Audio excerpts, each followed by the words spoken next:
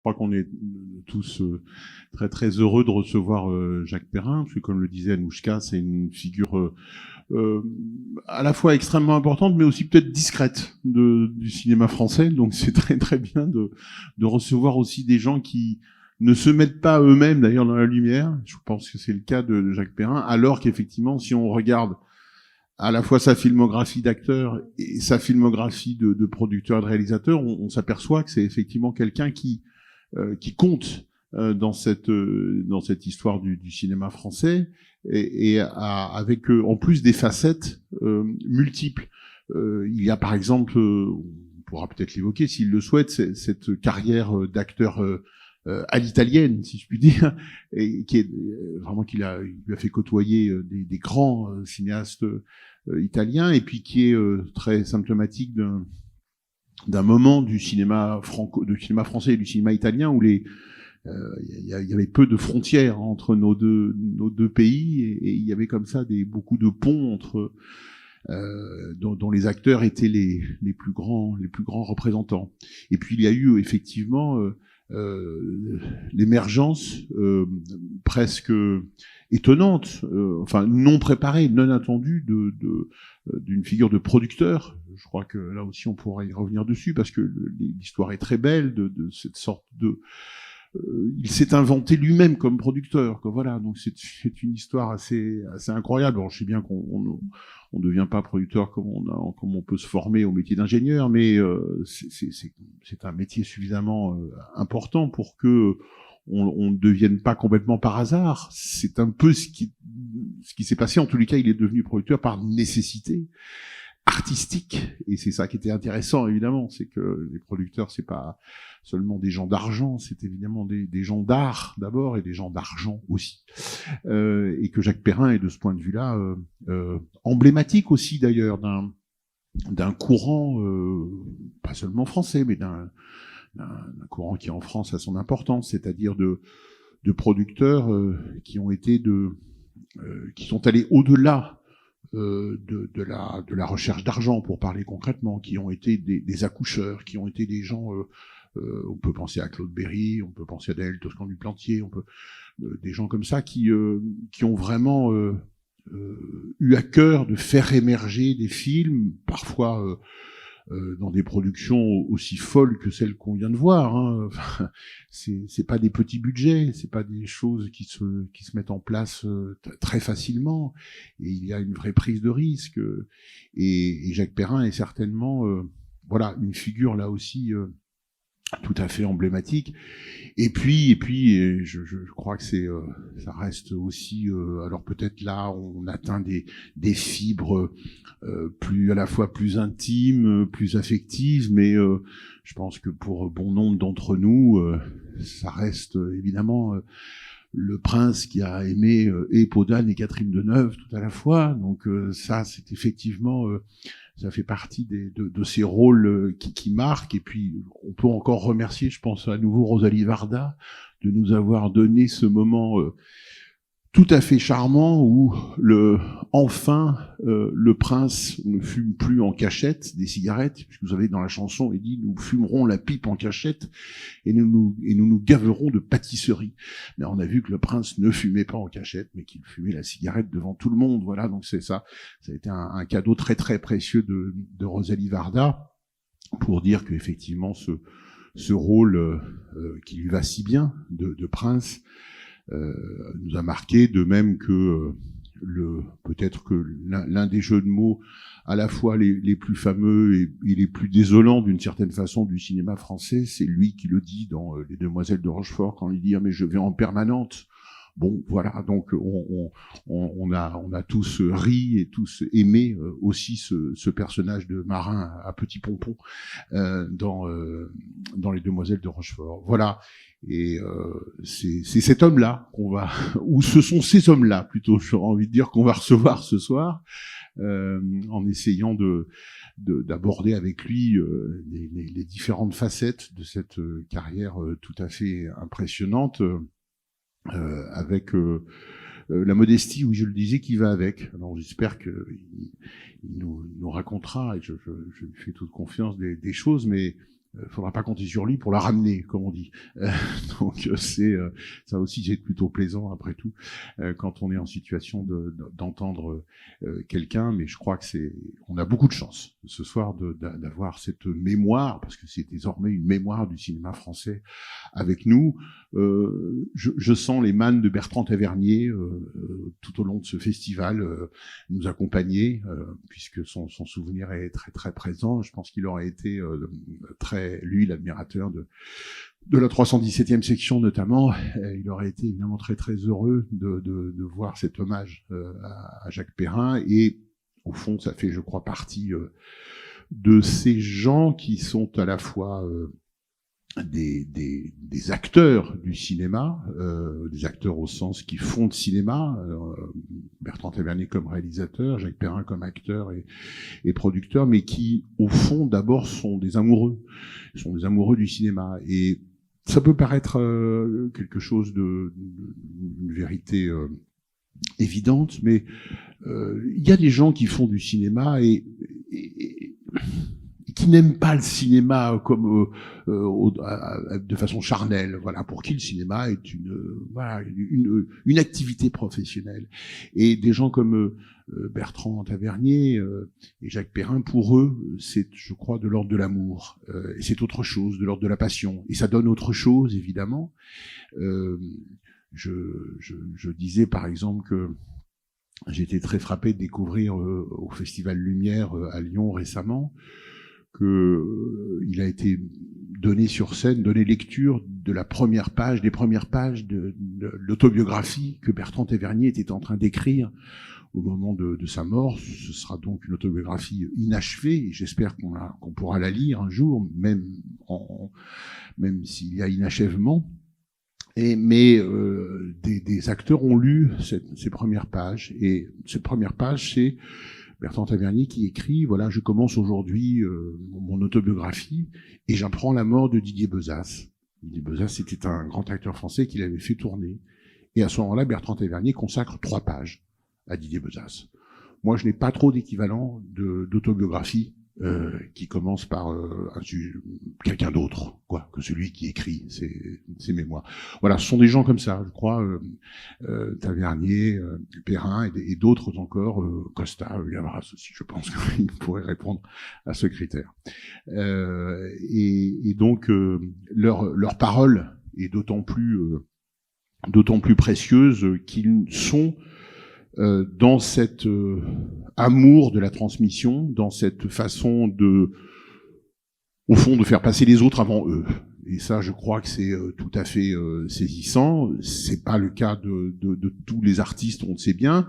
C'est pas un jugement de valeur. C'est comme ça. Il y a des cinéastes, il y a des acteurs dont l'ego est là et qui régimentent, qui règlent tout, y compris leurs interventions publiques. Et puis il y en a d'autres, comme eux, qui effectivement ont un tel amour du cinéma que cet amour, ils le font passer avant eux-mêmes, avant leur propre discours sur eux-mêmes, avant leur propre regard sur eux-mêmes, et que voilà, c'est évidemment très très emblématique. Et je vous demande d'accueillir Jacques Perrin.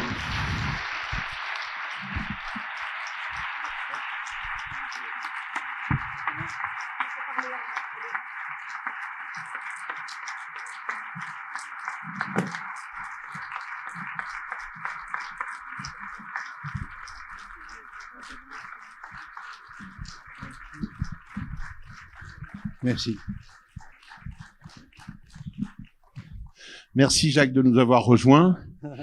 On parle peut-être un peu d'océan que la salle vient de voir ou de revoir. J'imagine que il y a parmi vous un certain nombre de gens, voire peut-être une majorité de gens qui n'avaient jamais vu ce film. Est-ce que c'est un film qu'on pourrait refaire, qui pourrait se faire maintenant? En termes, pour commencer, de production. Est-ce que ça serait imaginable de bâtir un tel projet maintenant? Oui, puisque nous l'avons fait. Donc j'imagine que mais vous l'avez fait par maintenant. Peuvent le faire. Mais le système, puisqu'il y en a bien dans lequel nous sommes, c'est pas évident.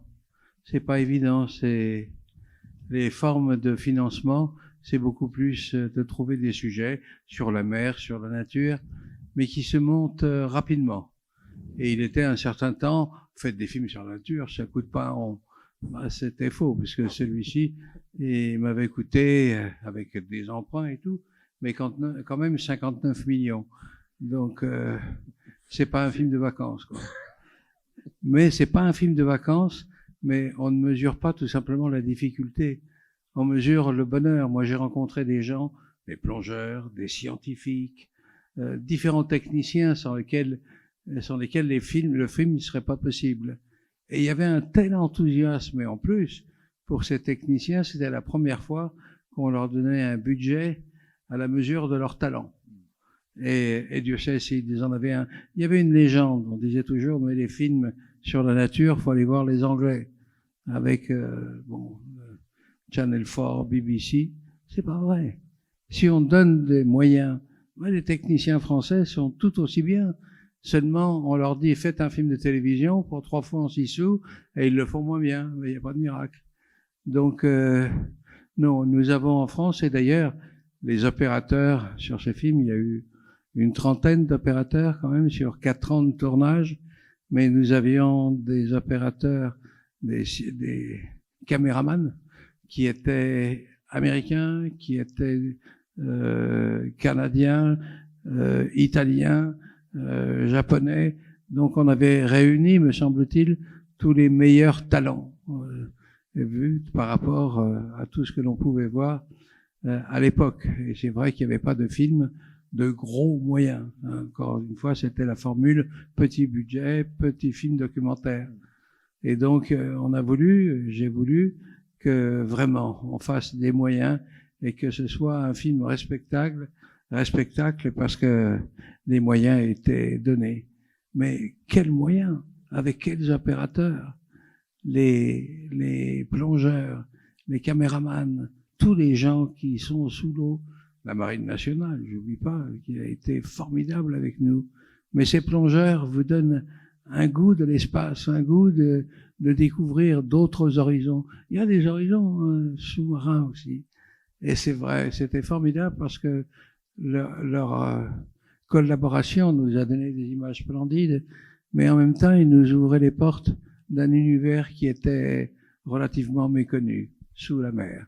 Qu'est-ce qu'on peut faire sous la mer? Mais on est sur une autre planète. On rencontre des êtres complètement surprenants, que ce soit des poissons, que ce soit des autres animaux, des serpents de mer, mais qui sont fantastiques. Et vous les découvrez. Et on s'aperçoit que, au bout d'un certain temps, il y a une chose, il y a que dans notre monde que l'on dit, oh putain, il est pas beau celui-là. Chez les animaux, pas du tout. Vous pouvez avoir une gueule étrange, marcher comme vous le pouvez, mais vous êtes admis tout simplement tout de suite. Donc il y a une tolérance chez les autres. Il n'y a pas d'étrangers, véritablement. Et sur les 4 ans, 5 ans de tournage, Dieu sait si, en tournant pratiquement, je ne vais pas dire simplement toutes les semaines, mais tous les jours, on a eu des surprises merveilleuses.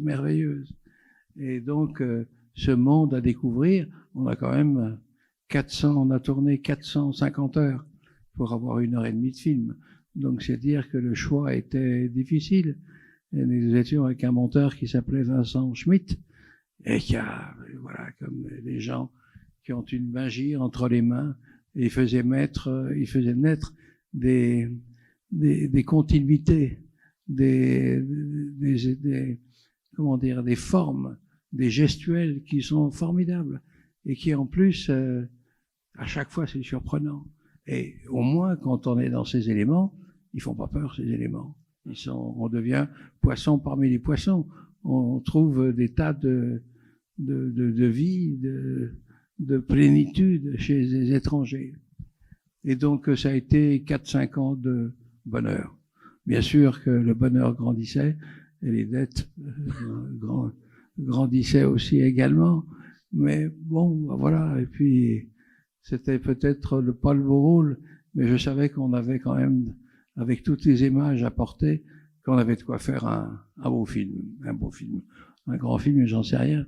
Mais en tout cas, un aussi long tournage avec les techniciens, les plongeurs, les caméramans. Ils ne sont pas des techniciens, ils sont des artistes.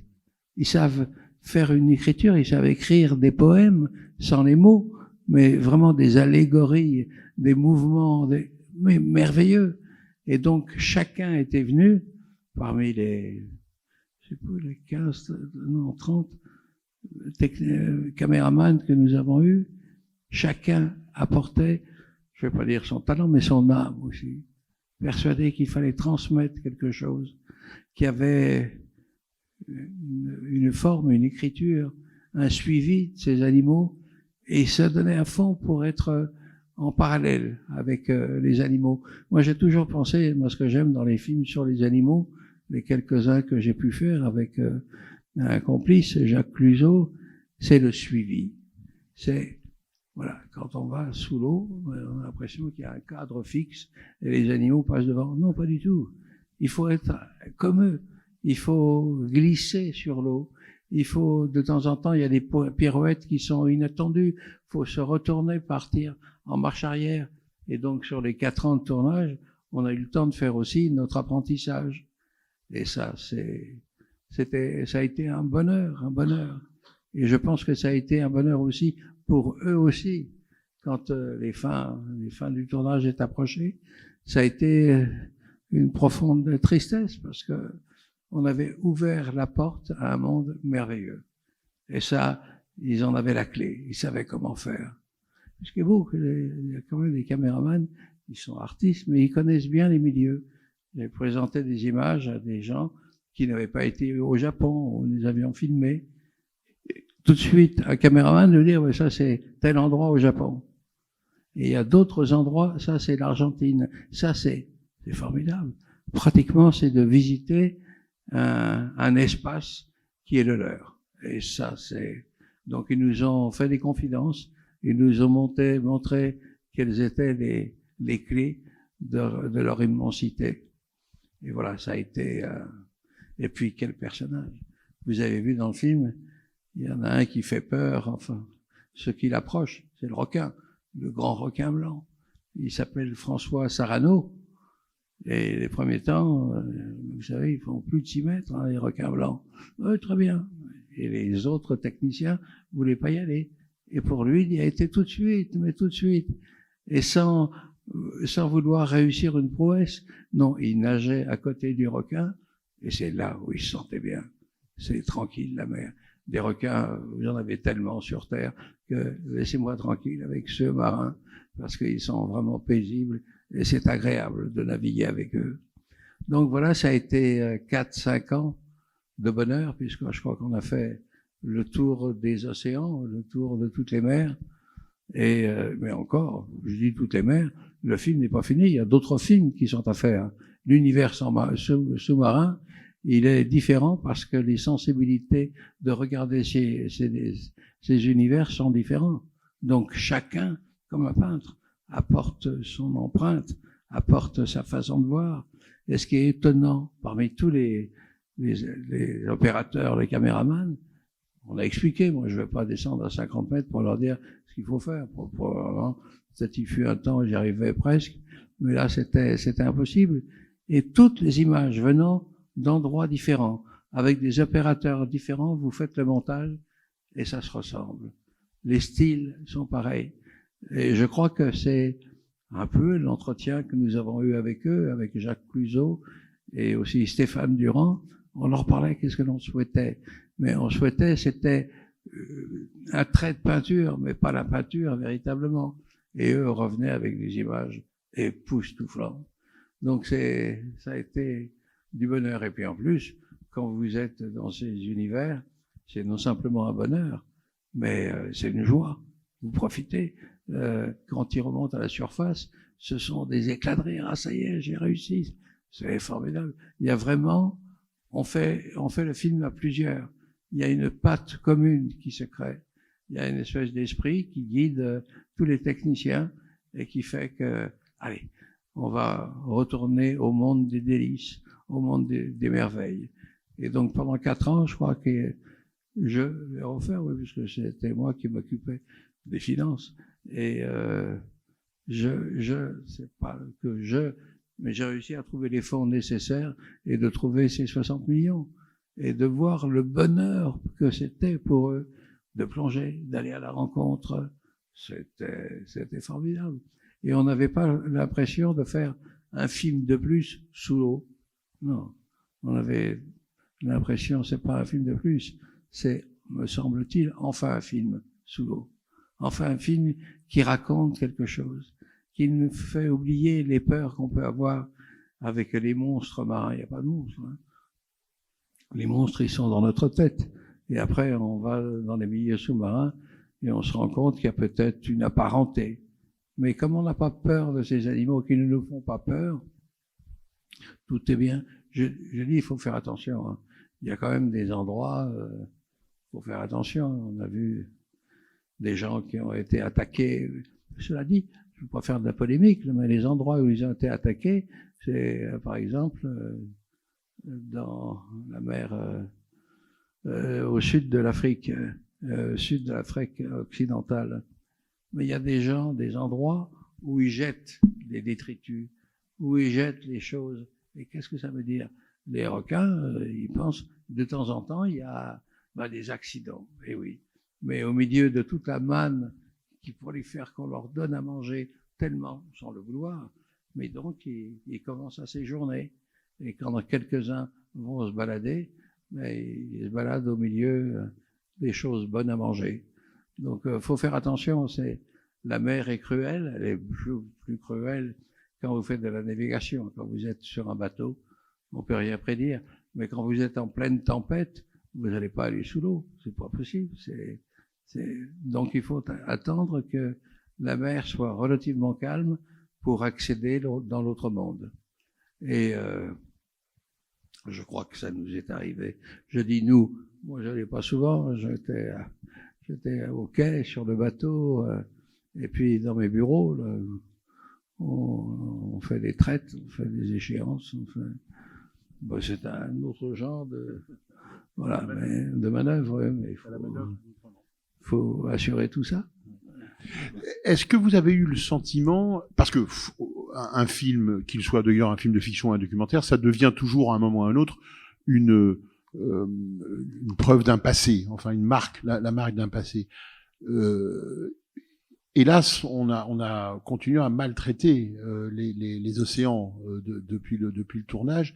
Est-ce que vous avez le sentiment d'avoir fait quand même à l'époque une forme de film militant qui disait voilà les trésors qu'on a, il faudrait peut-être pas les oublier ou les maltraiter?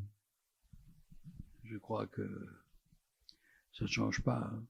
Malgré tous les cris d'alarme, malgré toutes les précautions que les institutions, que les gouvernances peuvent prendre, il n'empêche que le résultat, c'est quand même navrant. C'est navrant. On a un univers à côté, de merveille en merveille. Alors, il ne s'agit pas de faire la différence, mais on va chercher d'autres planètes. Mais il y en a une autre qui était magnifique, qu'il faut aller voir. Mais c'est formidable, on n'en connaît qu'une partie. On connaît mieux des extraterrestres que le fond de la mer. Et le fond de la mer, on l'a pas exploité, hein. Il y a très très peu. Il faut être avec, comment il s'appelle, l'organisme Ifremer. Mais j'ai tenté une collaboration avec Ifremer. Mais c'est normal. Ifremer attendait, puisque c'était un gros film, donc je devais avoir les moyens de payer Ifremer. Et quand je vais voir Ifremer, j'avais qu'une seule envie, c'est qu'il nous finance partiellement. Donc ça s'est annulé. Ça m'est arrivé avec un autre personnage que vous connaissez, Tabarly. J'étais ami de sa femme depuis très très longtemps.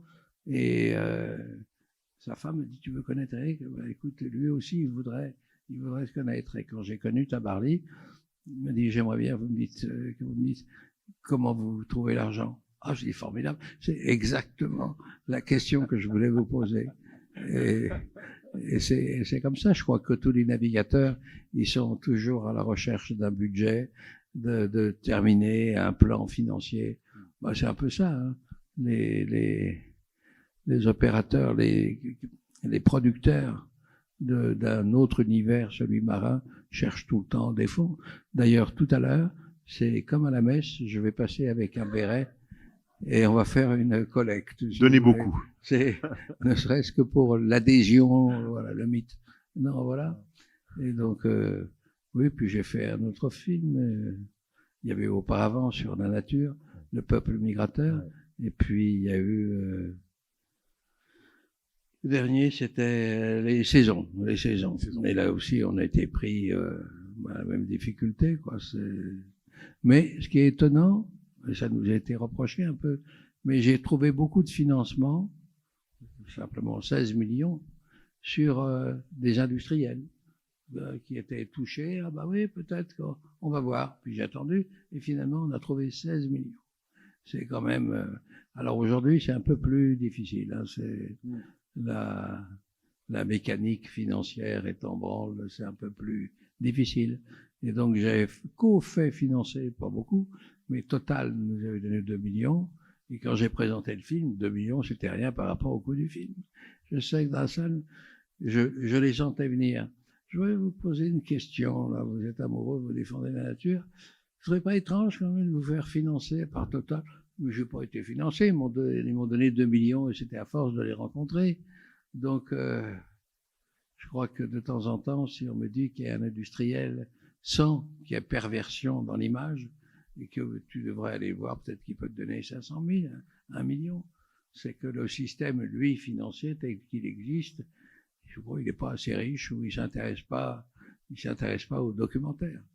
Pourtant, le documentaire, avec l'alarme que l'on peut donner, les causes qui sont en cours sur, vous vous rendez compte ce que l'on perd, ce que les enfants perdent quand ils vont perdre ce palais des images, c'est énorme. Donc normalement on devrait, voilà, non, on est considéré comme, ouais, un documentaire. C'est emmerdant un peu un documentaire.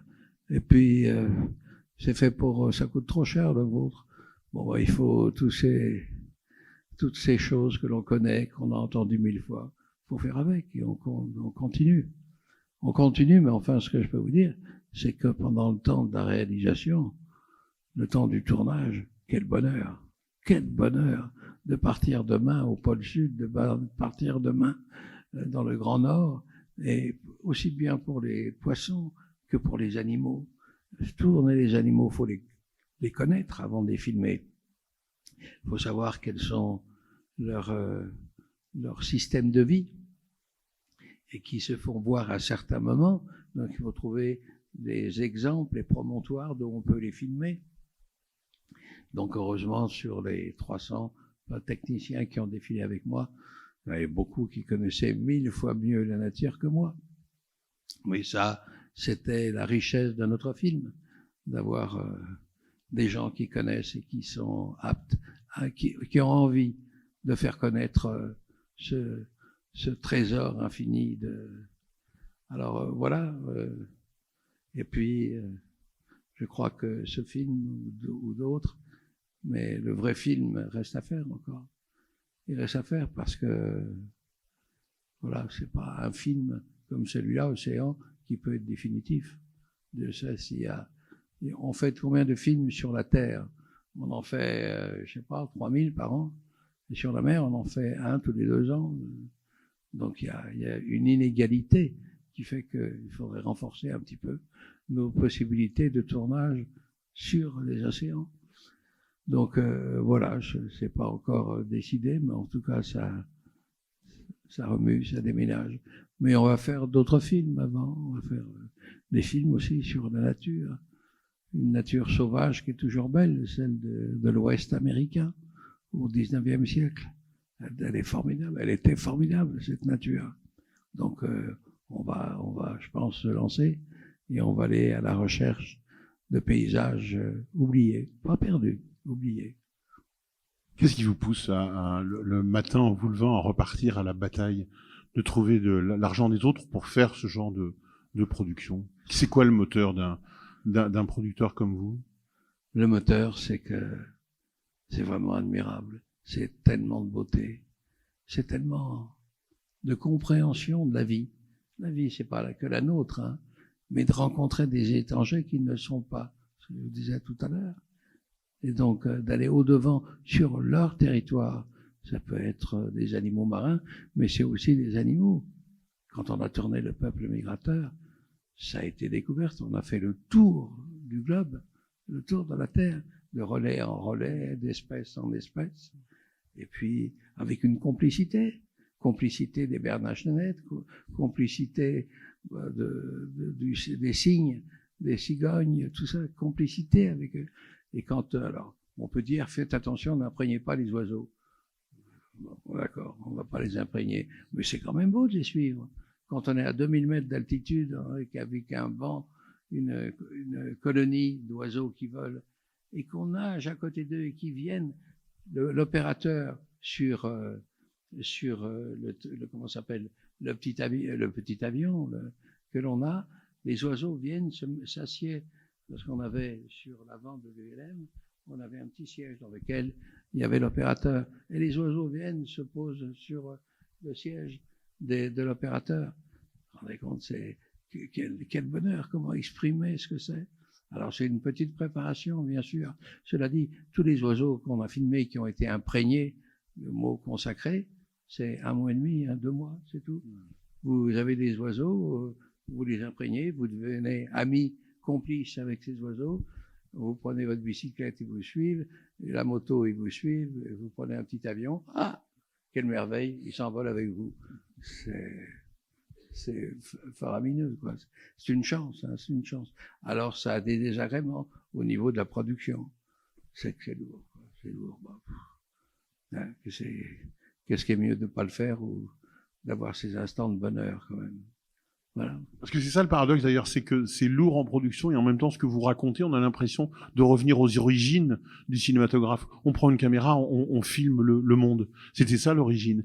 Et en vous écoutant, on a finalement ces deux aspects-là qui se complètent, qui se rejoignent et qui font que ça fait un film au final. Oui, oui.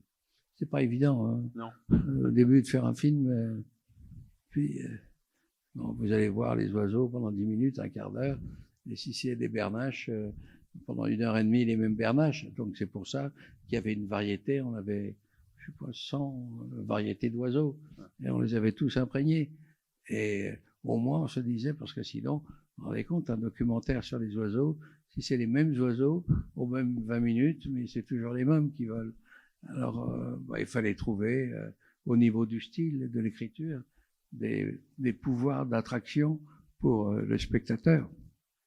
Et puis, on a inventé pas mal de choses sur la mer. Ça n'existait pas, de suivre le mouvement. Et nous, avec l'appui de la Marine nationale encore, ils ont des gros systèmes, les oreilles, on avait ça, pour ausculter les fonds sous-marins. Donc c'est un grand câble. Au bout du câble, il y a un système qui ressemble à un sonotone, à un micro. Et là, on a mis, non pas un micro, mais on a mis une caméra. Donc c'était une espèce de missile dans lequel on a transformé le bout pour en mettre une caméra. Et au début, on était persuadé que ça allait marcher. Ça a duré des mois derrière. Puis un beau jour, dans l'œil de l'objectif, dans l'objectif, on a regardé, il y avait un poisson, et qui regardait, qu'est-ce que c'était ce poisson, qui nageait aussi vite comme eux. C'était formidable, on commençait à avoir gagné. Donc on a fait ça avec énormément d'espèces de marins. Mais au début, ça marchait pas, hein, ça marchait pas du tout. Donc, comme les oiseaux, quand il fallait les filmer, au début, notre ULM, les oiseaux s'envolaient, mais pas l'ULM. Donc, il fallait matcher les deux, quoi. Et finalement, avec le temps. Mais le temps, c'est pas de la patience, hein. C'est avoir droit à quelque chose qui est extraordinaire. C'est pas de la patience. La patience, c'est pour attendre quelque chose qui va être mauvais, qui est pas agréable. Il faut de la patience. Faut que ça passe. Non, on a de la patience parce que au bout, il y a le vrai spectacle. Et ça, c'est sans fin. J'ai connu les quelques 300 techniciens, j'ai connu avec nous que des gens heureux. Heureux de travailler le matin, heureux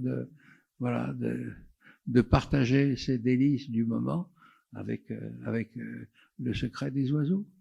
C'était formidable. On va quitter un petit peu les océans et les oiseaux pour en revenir peut-être aux origines. Vous vous souvenez, Jacques Perrin, du premier film que vous avez vu comme enfant, spectateur? Oh là. C'était avant-hier. Hein. Oui, c'est pour ça que je vous demande. Je sais que le souvenir est tout frais. Ça me revient. C'était un film qui s'appelait L'Épave, avec Françoise Arnould, Magnifique. qui était toute jeune. Moi, j'étais encore plus jeune. Et elle faisait une femme qui va des chagrins d'amour, je sais pas, elle se suicide. Et il y a le scaphandrier qui va la chercher. Déjà un scaphandrier. Oui, en plus. Extraordinaire. Oui, oui. Et quand il la sort, elle est morte. Mais elle a les seins nus. Ah. Donc c'est un premier souvenir et une première émotion. Et une première émotion. Mais c'est ça le cinéma, c'est les oui. souvenirs et les émotions. Oui, oui, on est d'accord. Oui. Non, non. Et puis après, bon, bah, c'est d'autres films. Moi, les films que j'ai préférés, c'était Les 7 samouraïs, ça a été Laurence d'Arabie, ça a été Les 7 samouraïs. Quelle merveille. Et puis aussi bien Mizoguchi, pas que Kurosawa, ouais. L'écriture japonaise. Et puis, plus récent, les films, la comédie italienne. Ouais. J'ai très bien connu Scola, on devait faire un film ensemble, puis il a disparu. Mais c'est une complicité, hein. Faire un film avec quelqu'un, c'est un partage à deux. Hein. Ça, c'est le producteur qui parle, ou l'acteur. L'acteur et le producteur, les deux, c'est aussi des formes de complicité. Oui, l'acteur et le producteur. Oui. C'est aussi des complicités. Avec moi à moi. Avec, non, de vous avec Scola en l'occurrence, par exemple, oui, ou avec d'autres. Oui, ça a été. Ah, de vous à vous, je ne sais pas. Mais Scola, il voulait faire un film sur le maître, pendant un certain temps, le maître du cinéma en Italie, qui était Berlusconi. Ah. Eh oui. Et tant qu'il sera pas mort, eh ben, je ferai pas de film, mais malheureusement, ouais. Voilà. Mais Berlusconi est vivant toujours. Mais vous avez eu une grande période italienne oui. d'acteurs. Oui. Vous en conservez quel souvenir et qu'est-ce que c'est? Est-ce qu'il y avait une spécificité du cinéma italien par rapport au cinéma français de l'époque? Il y avait la comédie italienne dans les années 60, 70, c'est extraordinaire. Mais j'ai connu une autre écriture qui était l'écriture de réalisateurs comme Giorlini. Comme Bolognini. Et Giorlini, formidable. Il y a une école dans chaque pays. Et l'école de Giorlini, c'était de regarder ces comédiens, ne pas leur dire ce qu'il faut faire, ne pas leur enseigner les grimaces. Non, pas du tout. Il voulait, en racontant l'histoire du film ou des sujets qui sont apparents au film, il voulait que, naturellement, l'acteur se porte vers ce qu'il racontait. C'était une belle histoire, on avait envie de participer à cette belle histoire. C'est une direction de comédien extraordinaire. Et puis, ça a été une période italienne formidable, formidable. Vous les revoyez, ces films? Vous revoyez vos films? Non, jamais. Non. Jamais? Non. Non, c'est comme ce soir, voilà. L'occasion d'aller revoir. Encore, je l'ai pas revu ce soir. L'Océan. Mais je l'ai revu il y a quelque temps aussi. Mais c'est pas revoir un film auquel on a contribué, d'avoir un film auquel on a participé. Oui, c'est plaisant de revoir les souvenirs parce que c'est un partage hein, avec la troupe, les comédiens, les acteurs. Donc c'est un bonheur extrême de revoir avec ce que sont devenus les anciens, moi-même. Donc c'est un bonheur de revoir notre livre de photographie personnelle. Mais c'est aussi un peu un mal-être de voir des choses anciennes. Vous parliez de Z tout à l'heure. On est 2 survivants, je crois, avec Costa. Quand j'ai fait un autre film, la 317e section. Pierre Schoendorfer. Je suis le seul survivant. De la section. Hein? De la section. De la section, oui. Et bon, bah... Et voilà. Je vous observais tout à l'heure quand on a projeté grâce à Rosalie Varda ce merveilleux making-of rapide comme ça de Podane. Et effectivement, vous l'avez regardé, mais à un moment, vous avez détourné le regard. Il me semblait que vous exprimiez ça, c'est-à-dire aussi la difficulté de regarder le passé. Oui, bien sûr, bien sûr. Ouais, on est mal à l'aise parce que, mais c'est nous et c'est plus nous. C'est pas nous. Je regarde comme presque, oui, des images personnelles qui deviennent anonymes, quoi. Ouais. Donc, puis je sais pas. Moi, j'aime bien quand on voit un film, quand il est récent, et on s'aperçoit des conneries. On n'a pas bien fait les choses. Mais qu'est-ce que je vais refaire 60 ans après ce que j'ai loupé il y a 60, 70 ans?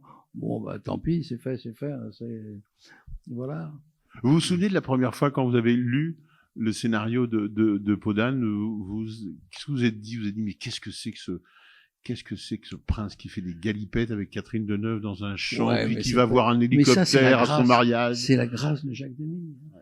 On va dans ses cours d'école, on va dans ses belles histoires racontées aux enfants, et on devient un des personnages des contes de fées. Ouais. Non, je me souviens plus qu'est-ce que j'ai dit quand Jacques Demy m'a proposé Les Demoiselles de Rochefort. Ouais. Donc, vous savez danser? Pas du tout. Ah. Vous savez chanter? Pas du tout. Alors, je vous engage. C'était formidable. Et ça a marché comme ça. C'est vrai, je disais, dans Demoiselles de Rochefort, il n'y a qu'une seule actrice qui chante. C'est Danielle Darrieux. Qui était une chanteuse. Tous les autres acteurs sont doublés, tous. Et ça, c'était pas frustrant, ça? Non.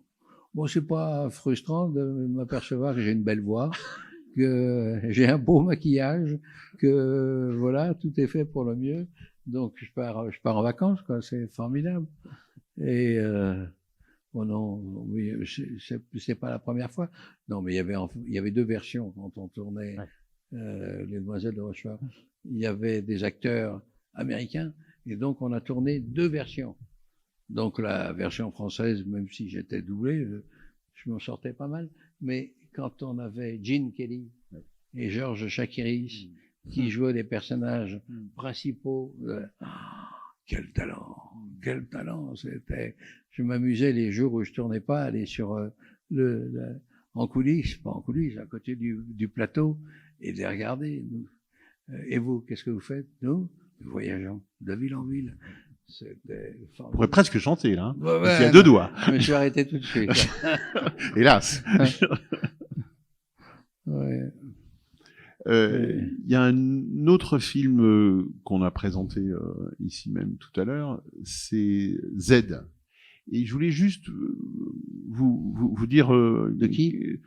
Justement, de Costa Gavras, qui est dans la salle, et qui nous écoute. Ouais. Et longtemps, on va parler clairement, pour la gauche française, la lettre Z a été une lettre de libération, une lettre très importante. Il se trouve que, en ce moment, dans le paysage politique français, la lettre Z prend une autre tournure. Et je me demandais s'il ne faudrait pas diffuser en boucle l'épisode où vous êtes face au général de gendarmerie joué par Pierre Dux. Il sort du bureau, il vient d'être inculpé par Jean-Louis Trintignant, et vous lui dites à ce général de gendarmerie: mon général, est-ce que vous êtes victime d'une erreur judiciaire comme Dreyfus? Et Pierre Dux vous répond: Dreyfus était coupable. Voilà. Je pense que cet extrait devrait être diffusé en boucle en ce moment, comme une réponse à des choses qui se disent. Mais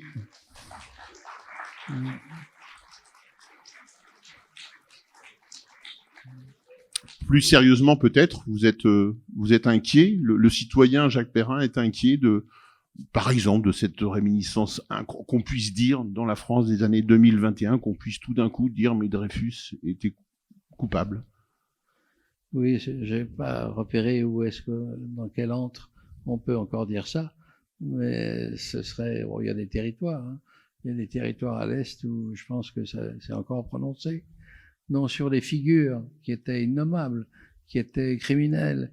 Je crois que malgré tout, les gens qui sont pas des démocrates se gardent bien d'avoir des réflexions qui soient aussi décriés, aussi historiques. Non, on en trouve d'autres, hein. À chaque époque, son mode d'expression, il y en a qui sont insupportables.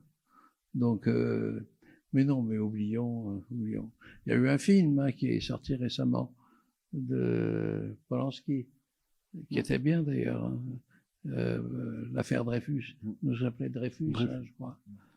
Et ça, ce qu'il a réussi, hein, c'est le début du film, le plan qui n'en finit pas, où il y a la dégradation de l'officier. C'est admirable. C'est admirable. Donc voilà. Et puis, en tout cas, c'est un grand, grand metteur en scène.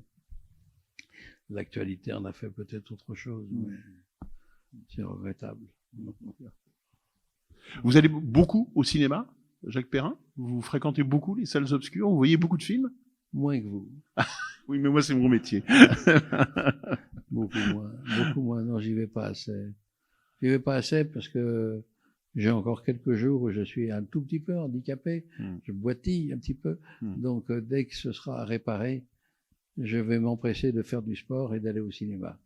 Voilà. Mais c'est bien, il faut dire qu'il faut aller au cinéma, hein. En ce moment, il faut le dire, le répéter, parce que les salles sont encore, sauf à Amiens, évidemment, sont encore un peu, pas désertes, faut pas exagérer, mais un peu délaissées. Ça vous inquiète, cette situation où le public a un peu de mal à réinvestir les salles? Oui, bien sûr. Bien sûr. On vit de tristes jours, hein. Comme disait Brecht. Je vis dans de sombres temps et au niveau du cinéma, alors il y a une concurrence, je peux rien dire. Maintenant, il y a les plateformes, il y a voilà, les plateformes que l'on connaît, mais il faut qu'on s'adapte. Il y a quelques décennies, j'étais pas né, hein, mais quand le cinéma est venu encombrer un peu le théâtre, on s'est dit ça y est, c'est la fin, c'est mort le théâtre. Et puis le cinéma, ô combien a survécu. Donc je pense que pareil pour la télé. Oui, bien sûr. Je pense que soyons patients. Il y a d'autres formes aussi de cinéma. Je crois que le cinéma, pas parler que des documentaires, mais le cinéma reste à réinventer. Toujours. Ah oui, toujours, hein. Il y a dans les formes de récit, on est un petit peu traditionnel. On voit quand les scénarios sont présentés à des instances d'avance sur recette et tout ça. Les gens ont l'habitude de lire. Les gens, les scénarios, oui, je connais. Non, c'est pas vrai. Il y a peut-être une forme, il y a peut-être quelque chose de lumineux dans le sujet qui n'apparaît pas. Moi, je sais pas, j'ai pas les instances, ça fait quand même 2 ans que je me fais recaler. Bon, si vous voulez, et j'avais été président de l'avance sur recette il y a quelques 20 ans, 30 ans, je ne me souviens plus. Bon, je crois pas que c'était tellement mieux, hein, mais en tout cas, le cinéma a été inventé dans toutes ses formes, dans ses récits, on voit très bien quand il y a des films nouveaux, ça marche. Pourquoi? Parce qu'il y a un réalisateur jeune, les jeunes apportent beaucoup, et faut sortir du classicisme. Donc, sortir du classicisme, c'est pas en soi, c'est un sujet, donner la forme appropriée au sujet, au film. Et donc, c'est pas je vais faire un film, je commence la mise en scène, non. C'est une réflexion. C'est comment aborder, comment convaincre le spectateur de notre histoire. Et faut pas que ce soit, c'est un peu comme le dilemme. Faire un film de télévision, le cinéma, c'est la même chose. Mais pas du tout. Mais pas du tout, pas du tout. Donc, le cinéma a encore une grande chance pour continuer à vivre. Voilà. C'est beau cette déclaration. Moi j'aime bien. Si j'étais à votre place, je l'applaudirais personnellement. Enfin, après, hein, vous faites vraiment comme vous voulez, hein, franchement. Tiens d'ailleurs, puisque je me tourne vers vous, qui êtes si attentif, et je trouve ça bien plaisant. Est-ce qu'il y aurait 1, 2 questions? Voilà. On va prendre et on va vous tendre un micro dit baladeur. Question pour Jacques Perrin. Moi, c'était, vous avez parlé des enfants qui peut-être ont perdu une grande partie de la biodiversité pour le futur. Et il y a des enfants dans Océan et dans Le Peuple migrateur qui servent un peu d'introduction au film et à entrer dans les images. Et est-ce que les enfants, c'est peut-être un public auquel vous pensez quand vous faites ces films?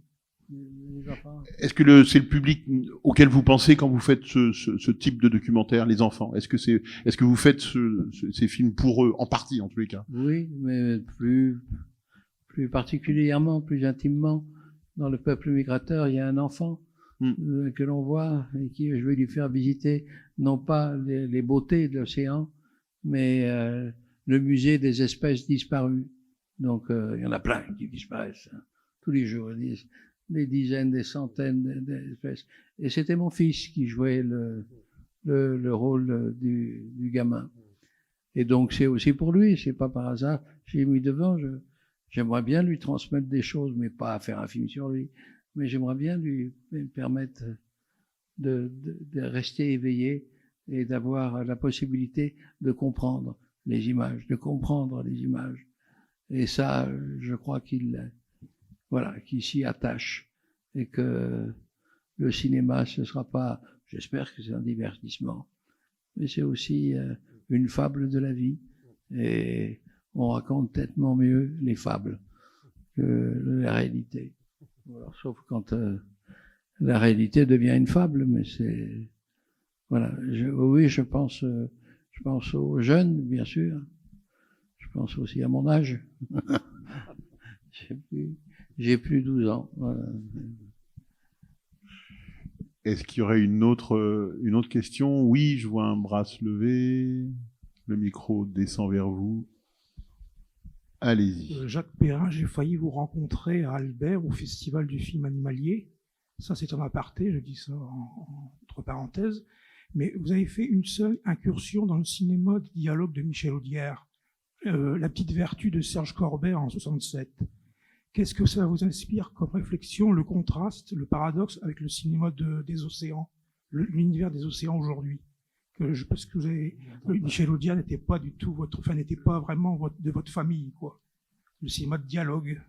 Oui, le contraste entre le film qu'on vient de voir et le cinéma de Michel Audiard, bon, je pense qu'il est assez évident, mais est-ce que vous avez un souvenir de ce film de Michel Audiard? Dialogué par Audiard, un film de Serge Corbert, hein, c'est ça? Serge Corbert, oui. Ouais.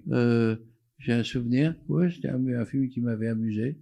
Je trouve qu'il était assez bien, avec une actrice qui était délicieusement légère, qui s'appelait... Dany Carrel. Hein? Dany Carrel. Dany Carel, voilà. Oui, ça a été agréable. C'est un des plaisirs d'acteur. Mais j'ai le souvenir aussi, il y avait un acteur, il y avait Pierre Brasseur. Oui. Et j'ai eu l'immense bonheur de lui donner la réplique, quoi. Et quand vous êtes en face de Pierre Brasseur, oh là là, là, il avait, on peut le dire maintenant, mais buvait un petit peu. Hein.